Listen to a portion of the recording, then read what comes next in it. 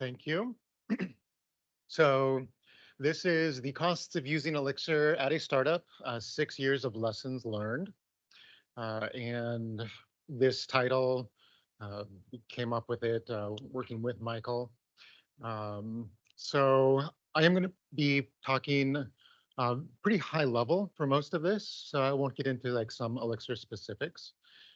But it will be primarily focused on the costs, because that's what's in the title. Uh, as way of introduction, let me begin by saying I lied in the title. Uh, it can't be 6 years of lessons learned because I've only been at the company, it's called SEMSI, for about 5.5. But I had to round up somewhere because it just made sense to me. Also, I can't actually give you every single lesson learned. That would probably take me 6 months to 2 years. And we don't have that much time. I've got about half an hour. So what I'm going to do tonight will be a distillation. I'm going to take the essence of what I've learned over the past 6 years and try to give you the most of that I can. I'll give you the positive lessons learned, a lot of the costs that we've paid and how we've had to manage some of those. There's been a few unexpected benefits as we've gone along as well, and I'll share some of those. And then at the end, I'll kind of venture into some other territory that's a little bit less technical and deals with what Elixir can't solve at all, and some of those challenges that we face as a startup, and probably every person here faces if they're in any kind of technical company. So for the next, say, 30 minutes or so, I will give you 100% of my attention. If you'll give me 99% or so of yours, that would be great. It's really wonderful to be able to do something like this in person because it's different when you're in a Zoom meeting. It's different when you are not able to do it in person. I will have a little bit of time reserved at the end. If you have questions on anything that I bring up, feel free to ask me then. And just to keep you on your toes, I will be lying a few more times as I go through this conversation with you. The reason I'm doing that, by the way, is that I only have 30 minutes. So I have to kind of abstract over everything that I did. So if you think about it, every abstraction that you actually use in language or in code, because it doesn't contain all of the details, in some ways, it's a lie, but it's a close enough lie to convey what you mean. So 6 years, 5 years, you still get the idea. So first questions first, why bet a startup on Elixir? There's a lot of different languages that I could have used. And here I put up some characters representing some of those languages. So of course we have the Elixir guy with the magical potion in his hand. I chose that. We've got Python. Python is going to get the job done. No one ever gets fired for choosing Python these days because reliable language, it works great. Go is also out there, totally viable language, could have used that.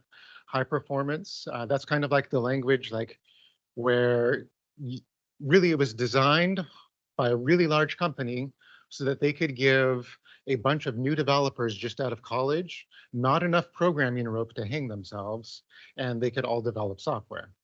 So that's one way of looking at Go. Rust is a player on the scene now, a little bit less so 5 years ago. But I thought this guy was kind of Rust because he's holding the borrow checker in his hands, and you will pry it out of his hands over his dead body. And then, of course, the specter looming over everything in the back. That's JavaScript. So yeah, when I started this, I wasn't employee number one, closer to employee number 4 at the company.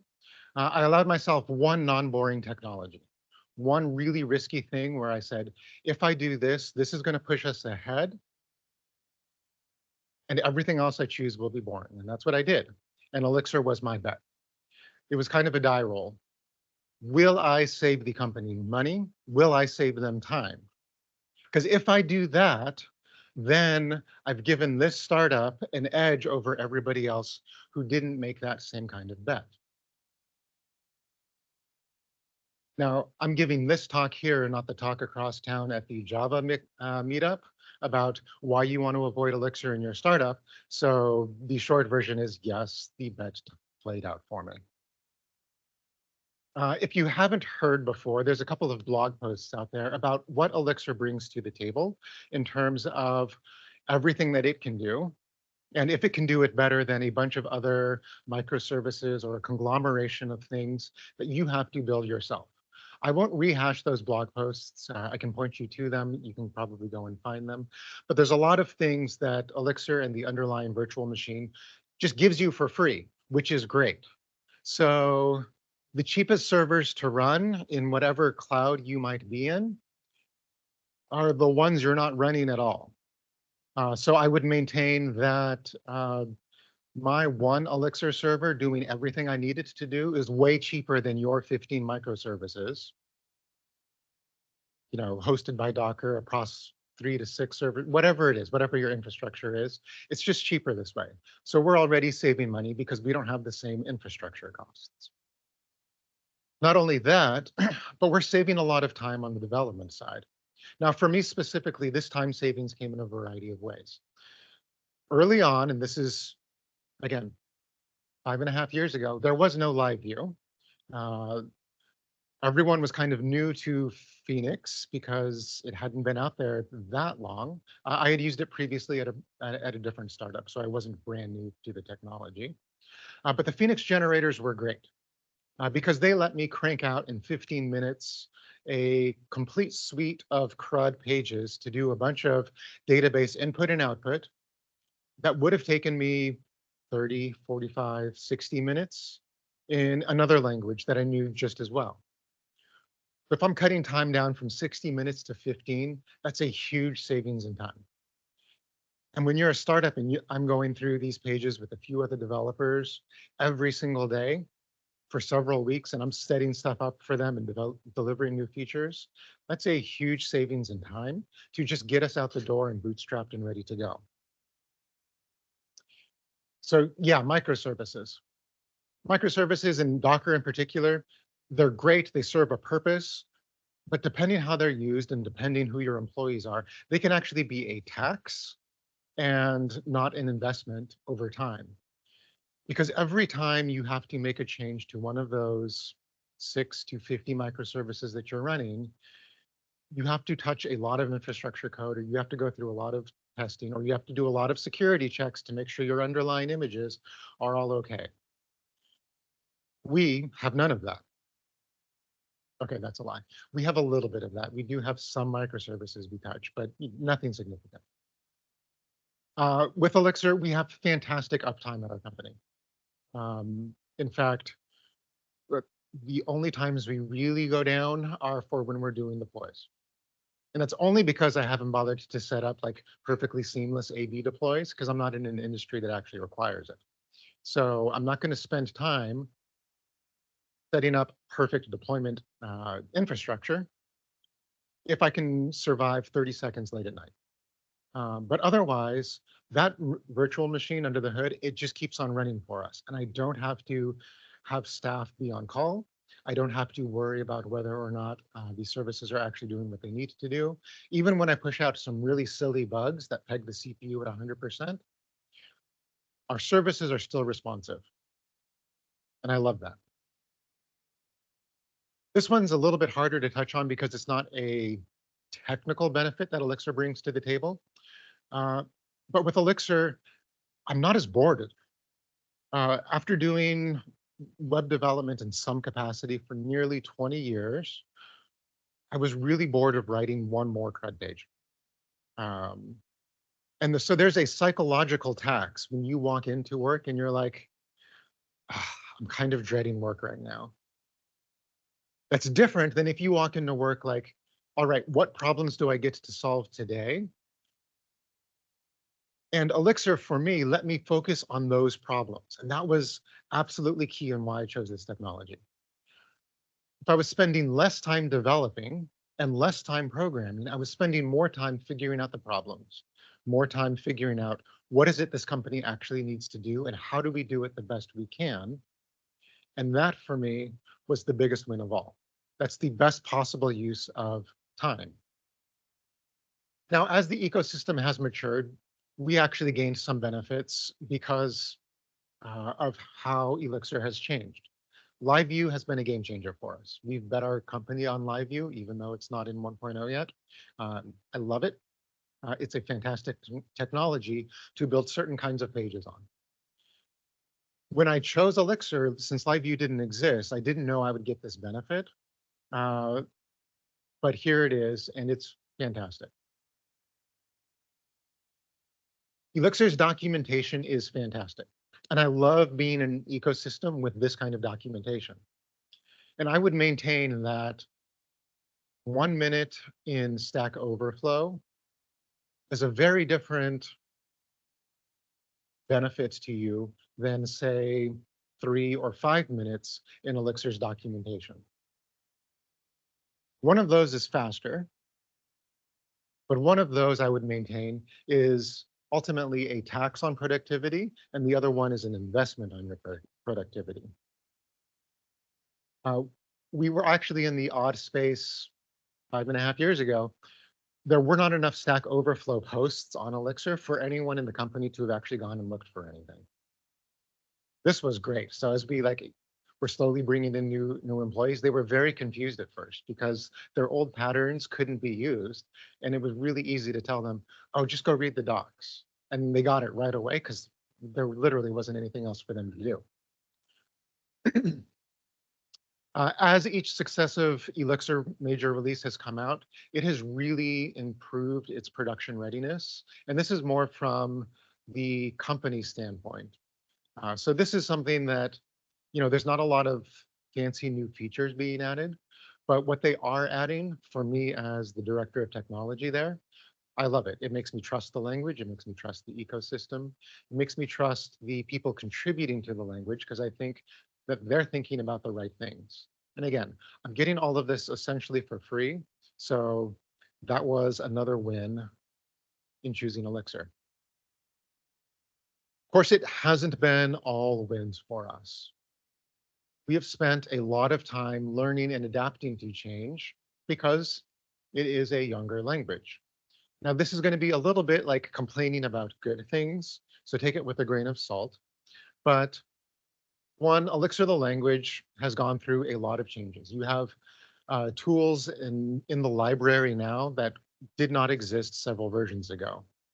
If you're not staying up to date with those changes and using the latest libraries correctly, you're falling behind a little bit. But the emphasis there is a little bit.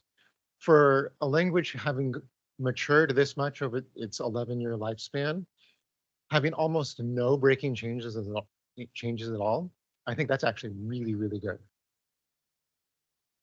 Uh, Live view has changed a lot. Uh, Obviously, it's not 1.0 yet. If you've been using it at all, or if you don't know anything about it, it is a way to do interactive web pages, almost completely written on the server-side language. But how to do that and the ways that you can do that and the ways that you can do that efficiently, we are constantly having to go back and see like, oh, what's new in this minor point release, and having to update code. So there's been some time lost there. Again, not all wins. If you've been following the HTTP libraries that are available in Elixir, there's a lot of new ones. In fact, there's entire blog posts written about which ones to use and how they're different and what they do. Again, just a little bit of churn in the ecosystem, but you have to spend the time to know what are the right tools, which problems are they solving, and then you've got it. This is something I'm more interested in just from the, I guess, more managerial standpoint. How to do proper tracing metrics and logging.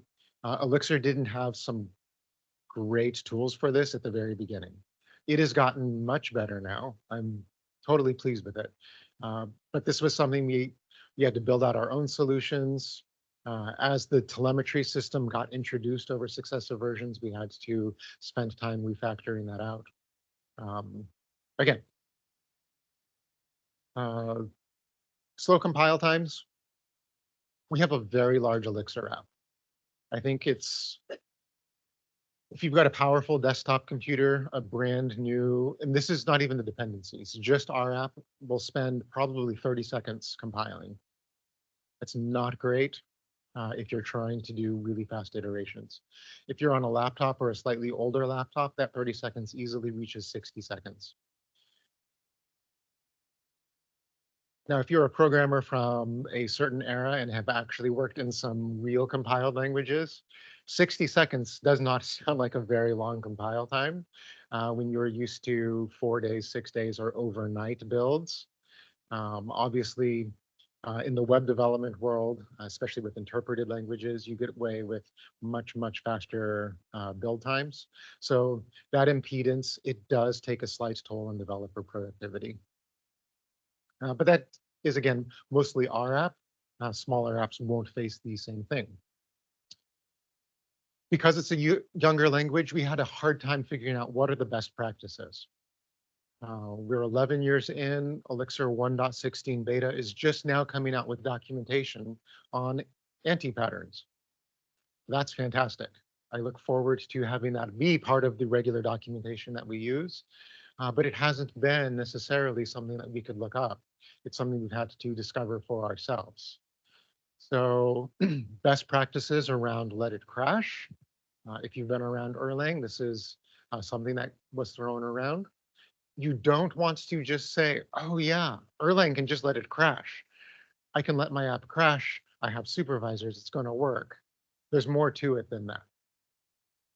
That can be a whole talk unto itself. Everyone, if you've been learning Elixir, goes through this little phase of like, gen servers are cool, I want to use them.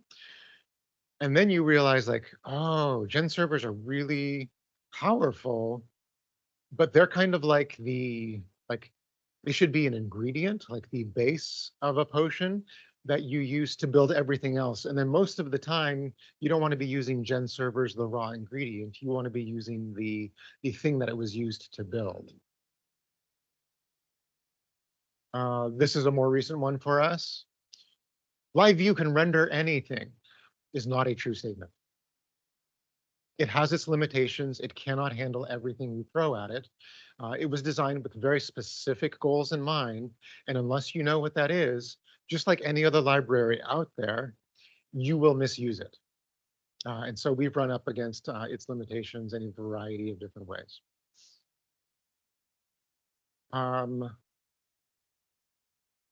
Elixir is fast enough for what we need it to do. I do not have to go to a a Java-based language or Go or something like Rust for 99% of what we need to do. Because it runs on a virtual machine, it's not going to be as fast as some of the other options out there, but we don't need it to be. I would maintain pretty strongly most web apps never need it to be because your performance bottlenecks are going to be the database and the network latency. That will far outstrip most of what your backend language is doing most of the time. For us, it's always, I can see where the CPU is drowning a little bit when we're marshaling data. This is 90% JSON, really, really large JSON, or when you're going back and forth to the database, there's a conversion that happens between the native Postgres data types and that data on the wire and to the Elixir data structures. If you're moving big chunks of data, that has a CPU cost. So timeouts. Timeouts are everywhere in any stack, but Elixir introduces a few of its own. So for example, if you have a web request and you're going to be getting the data for this web request from Postgres, your lowest level library has certain connection timeouts directly to the database. Then you have to compound that with the library wrapping your database connection, which is Ecto, which has connection pooling. And heaven help you if you exceed the connection timeout on any of those connection pools. So you might think of working around that because gen servers are cool by you putting some of this other work that you're doing with the database into a gen server, but every message to the gen server could have its own timeout as well. Even starting up a gen server has its own timeout. So you have to be aware of those because those will play into your web request cycle as well. And all of this is taking place, of course, inside of Phoenix Cowboy or your web server of choice. And because everything is a process, it has its own timeouts for how it's handling HTTP requests. And unless you're exposing this directly to the world, you might have something like Amazon's application load balancer. And the load balancer has its own HTTP timeouts. And that's just on your side of the network equation. Then the remote network that you're talking to, it has to actually like receive this data that you've marshaled and sent over, and it has its timeouts back. Debugging some of these is a little bit more painful in Elixir because we have more of these processes going on. That said, it's a trade-off I will pretty gladly take because of the tools that this represents. The pooling that Ecto brings and how that's built in for you, even the ability to reach into different gen servers and have long-running processes. You have to do the reading, you have to know the tool, but you can figure that all out. So there is one part that has not been great for us. I did lie a small amount or abstracted over the truth, if you will, when I said we have had fantastic uptime where we only go down for deploys. There is this little thing when you're running on Linux called the out-of-memory daemon. I think this was also an acrostic for the word doom, because that's what happens when it detects your server is using the majority of the memory on the system, and you keep asking for more. Now, 4 gigabytes of server memory ought to be enough for everyone. And what web request would possibly use 4 gigs of memory all at once? Well, again, you have to know the tools you're using.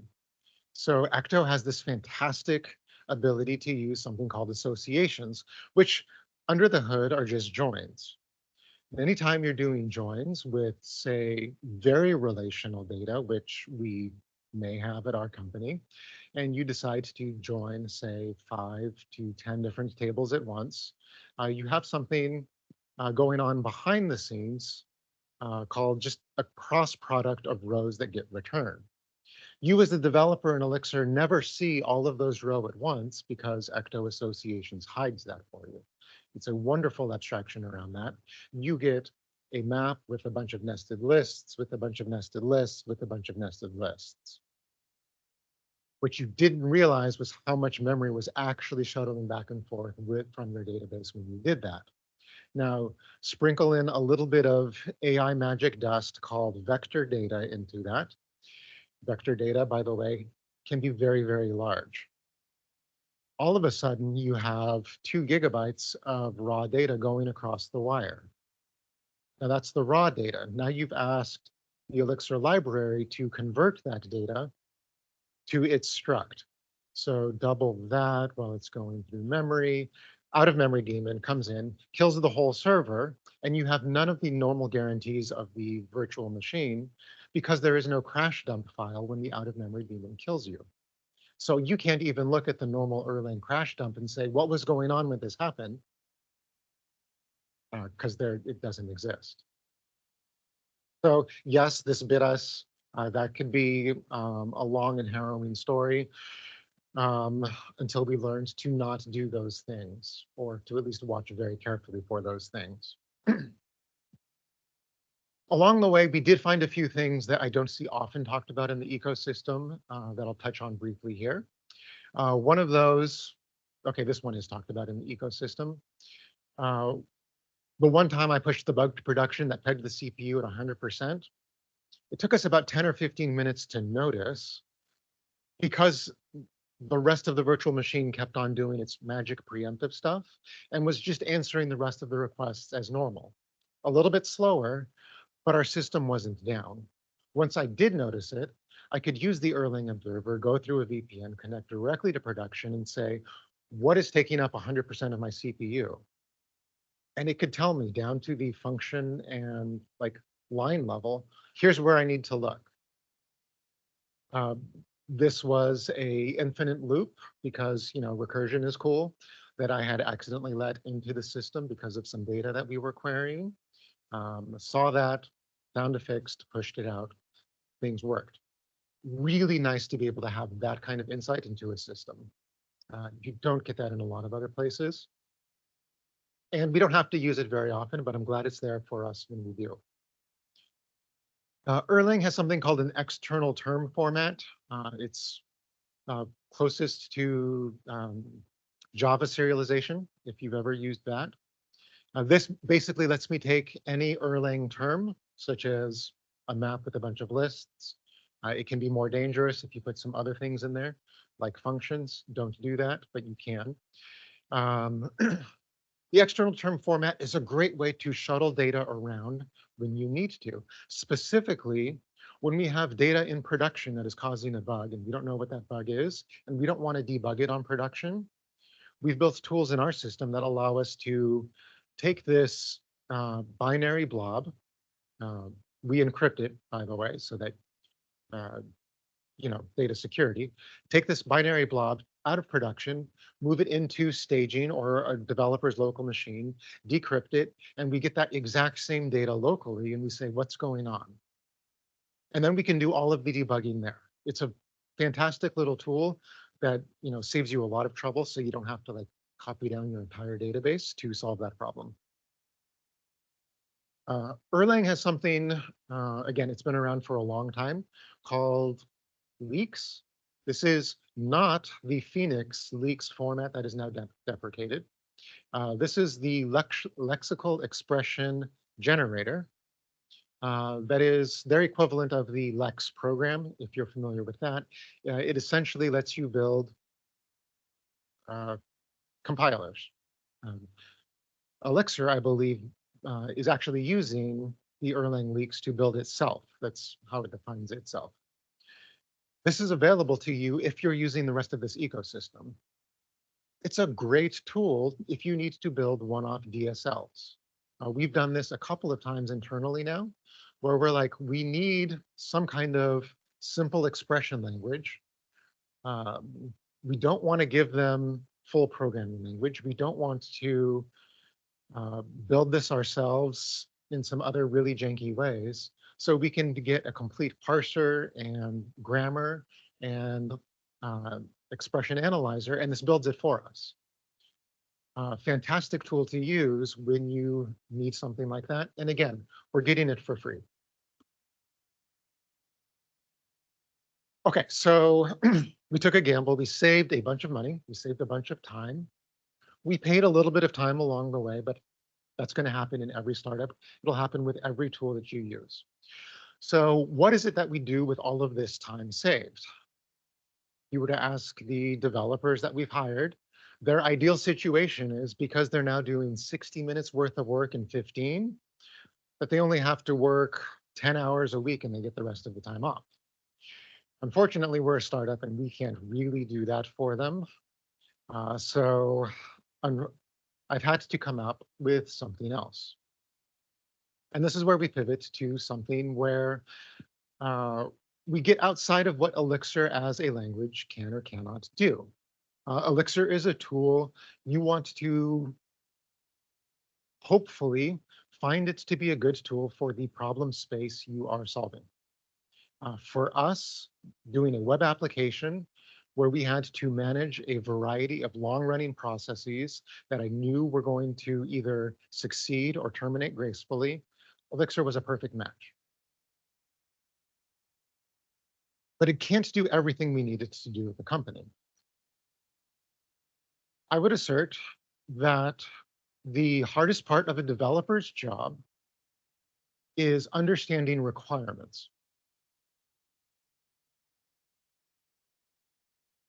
The hardest part of a developer's job is understanding requirements. Now that has implications, and that could be a whole other talk for how we're going to use AI to help replace developers, because you still need to understand requirements. So with the extra time, what I did, especially at the very beginning, what I hope most of my developers continue to do is, great, you're writing code in 15 minutes. this extra 45 minutes that you might have allotted elsewhere, go understand requirements, put the tools down, work side by side with the people whom you're solving problems for. The more you can do that, the better your product will be. Whether that's internal, we have a complete internal like admin site that we use for our own employees, um, or whether that's external, we work with insurance agents in the small business insurance sector. The closer you can get to them, the more you can sit down and do what they are doing, the better. If this is the gift this particular technical choice has given us, great. I would also assert you need a plurality of people and backgrounds to solve problems well. If you think about it, whatever you create is coming from your understanding, your distillation, your abstraction of the problem space. Hopefully, it's pretty accurate. But that abstraction that you are trying to solve, that problem that you want to tackle, that's filtered down to your particular experience. And you are going to be really good at solving problems you are familiar with, which is why we have I would maintain, as developers or people working in the technology space, we have a certain responsibility to make sure that we understand not just the problems as we see them, but the problems that as they are seen by the people around us. Because I think that's where the ultimate good for the technology that we are creating may come from. Cut off the scaling. I would also assert to you that the hardest part of scaling an organization is communication. If you are in any organization here that is greater than 5 people, this is not a surprise to you. This is not some revelatory thing. But if you have saved a little bit of time by choosing some good tools, it could be Elixir, it could be whatever else you know best. Instead of rushing to the next feature, if you can take some time and do better communication with the people around you, that's great. And this is part of why I was like excited to be able to come and do this talk here in person. And I know it's being recorded and other people may or may not see this at 1.5 speed or double speed on YouTube someday. And that's great for them. But for us, for now, to be able to be here and just communicate with you, I think we get something different from this than we would at any other time and place. So take the time to communicate. If you're working remotely, do the best you can with that. Calls, video chats, whatever your chat program may be. But help your organization scale. So I will leave you with 2 thoughts on this.